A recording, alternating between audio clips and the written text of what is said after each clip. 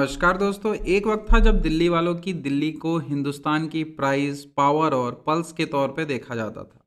राजा महाराजा गर्व से नारा लगाते थे, चलो दिल्ली।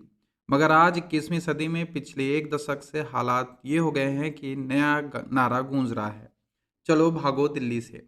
आज हम दिल्ली की इसी टॉक्सिक गैस चैम्बर और खतरनाक वायु प्रदूषण के संदर्भ में समझेंगे, देखेंगे कि क्या देश की एक अग्रणी फेफड़े की विशेषज्ञ यानी लंग्स एक्सपर्ट जो कि पीएसआईआर इंस्टीट्यूट के चेयरमैन कह रहे हैं कि अगर आपके पास क्षमता है तो कुछ हफ्तों या महीनों के लिए दिल्ली से दूर चले जाओ। दिल्ली का प्रदूषण डब्ल्यूएचओ की निर्धारित सीमा से कई गुना ज़्यादा खतरनाक हो चुका है। इंटरनेट पे कई लोगों ने अपने एयर न्यू प्यूरीफाई के फिल्टर साफ करते हुए वीडियो को साझा करते हुए दिखाया है कि जिसमें इतनी गंदगी जमा हो गई कि ऐसा लगता है अगर एयर प्यूरीफायर को भी एक एयर प्यूरीफायर की थेरेपी की ज़रूरत है। शायद हम एयर प्यूरीफायर बन गए हैं, रोज़ सुबह घर से निकलकर सारी गंदगी अपने अंदर खींच लेते हैं। स्वास्थ्य की कीमत यह सिर्फ इसी साल नहीं है, पिछले एक दशक से चली आ रही है त्रासदी है, जहाँ भारत लगातार दुनिया की 10 सबसे प्रदूषित देशों में शामिल है।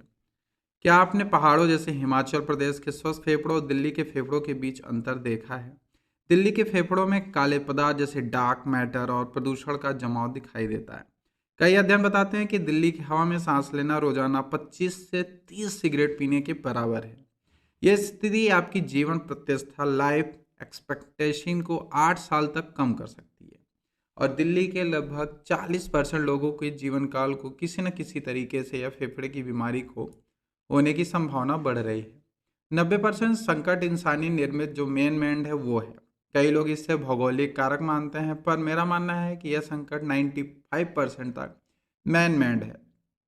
हम इंसान इस टॉक्सिक सूप ऑफ पॉल्यूटेंट्स के लिए जिम्मेदार हैं। इस सूप में करीब SO2, NO2, PM2.5, PM10 और ओजोन जैसे तत्व मौजूद हैं। जियोग्राफी सिर्फ एक बाउल की तरह काम कर रहा है जो उस जहर को सिर्फ टैप कर रहा है जिसे हम उत्पन्न कर रहे हैं। भारत गंगा में मैदान की बाउल की तरह काम करता है।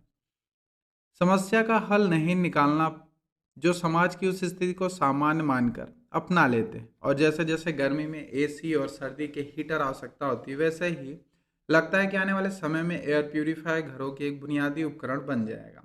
ऑक्सीजन कैफे और सील्ड इंडोर जिम आधुनिक अनुकूल के प्रतीक बन गए हैं। हम रोकथाम के बजाय इलाज यानी क्योर पर अधिक ध्यान कर रहे हैं। दिल्ली के 2024-25 के लिए प्रदूषण कंट्रोल और जोखिम प्रबंधन का बजट केवल लगभग 3 से 4 करोड़ था।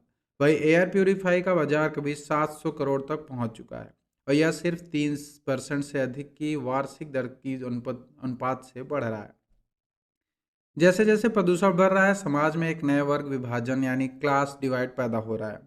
धनी वर्ग जिनके पास साधन है वे कुछ दिनों और हफ्तों के लिए दिल्ली छोड़कर जा रहे हैं, या तो भारत से बाहर जा रहे हैं या दिल्ली के एनसीआर के अन्य शहरों में ट्रांसफर हो रहे हैं। मगर दिल्ली खाली नहीं हो रही है। यह एक महत्वपूर्ण आकांक्षी आर्थिक केंद्र बनी हुई यूपी बिहार जैसे राज्यों से लोग आर्थिक अवसरों के लिए आ जा रहे हैं, जिससे दिल्ली की जनसंख्या बहुत ज़्यादा बढ़ रही है। दिल्ली प्रदूषण में कई कई सारे मैन मेड कारक योगदान है। पहला है कि पराली और बायोमास का जलना, लगभग 10% ही योगदान है इनका। दूसरा है कचरा का जलना, वेस्ट बनने, गाजीपुर लैंडफिल जैसी जगहों पर आग लगाना, उसके कारण भी काफ़ी पोल्यूशन फैल रहा है। तीसरा है निर्माण और ध्वंस अपशिष्ट। चौथा है पुरानी मशीनरी और जीवाश्म ईंधनों पर निर्भरता।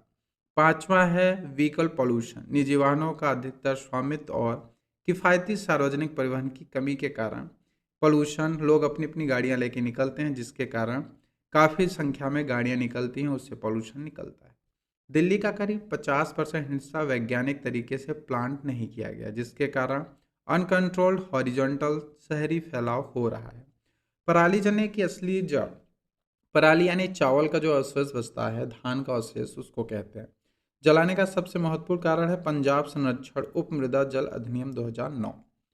परंपरागत रूप से यह क्षेत्र गेहूं के लिए उपयुक्त था, लेकिन हरित क्रांति के बाद यहाँ चावल की खेती शुरू हुई, जिससे भूजल यानी ग्राउंड वाटर का अत्यधिक दोहन हुआ। इस अधिनियम ने भूजल बचाने के लिए धान की बुआई मई के बजाय मानसून के आगमन के बाद यानी मध्य जून जुलाई के अंत तक निलंबित कर दिया। इसका परिणाम यह हुआ कि धान की कटाई अब नवंबर के मध्य तक चली जाती है। रबी की फसल जो कि गेहूं बोने का और खरीफ की फसल यानी चावल की कटाई के बीच समय में विंडो बहुत छोटी होती है। इस कम समय में किसान सबसे सस्ते और तेज तरीके आग लगाकर खेत की जो पराली होती है उसको जला देते हैं। विंड सर्कुलेशन यानी पवन परिसंचरण पराली से इस धुएं को सीधे दिल्ली तक पहुंचा दिया जाता है। इसके अलावा सर्दियों में एक और गंभीर भौगोलिक घटना होती है, तापमान का इन्वर्जन। सामान्य स्थिति में हवा ऊपर उठकर प्रदूषण को घोल देती है, क्योंकि प्रदूषण का एकमात्र समाधान है वह है क्या, डाइल्यूशन। लेकिन सर्दियों में ऊपर से नीचे गिरती गर्म हवा का एक ढक्कन बना देती है। यह ढक्कन हवा के परिसंचरण को रोक देती है, जिसके सारा प्रदूषण नीचे की तरफ जमा हो जाता है, जिसे कहते हैं पॉल्यूशन डोम। अरावली और हिमालय का अवरोध भी इस बाउल को मजबूत बनाता है। समाधान और चेतावनी। दिल्ली छोड़कर जाना एक भ्रम है, क्योंकि यह संकट क्षेत्रीय है, न कि स्थानीय है। आसपास के शहर में दुनिया के सबसे प्रदूषित शहरों में भी शामिल है। हमें सिटी एज इन एरिया दोनों दृष्टिकोण से अपनाना होगा। हमें एयर शेड मैनेजमेंट अप्रोच की ज़रूरत है, ताकि हम उन सभी इलाकों को निपट सकें जो दिल्ली के बाउल में प्रदूषित हवा ला रहे हैं। हमें बीजिंग जैसे शहर से सीखना होगा, जिन्होंने 10 साल पहले ही ऐसी स्थिति का सामना किया था। अगर हमारे पास क्योर की ही अपनी संस्कृति बना लें तो सभ्यता का पतन निश्चय है। दिल्ली का एयर प्यूरिफायर नहीं चाहिए, दिल्ली को प्रिवेनेंस चाहिए। हमें यह स्वीकार करना होगा कि दिल्ली प्रदूषण से इसलिए मर रही है क्योंकि हमने इसे भयानक स्थिति को नॉर्मल मान लिया है। आपके विचार क्या हैं? क्या आपको लगता है कि दिल्ली के प्रदूषण को सटीक कारण क्या है? क्या आप भी अपनी जीवन शैली में इसे एक न्यू नॉर्मल मान रखें, या अपने विचार को कमेंट में साझा करें।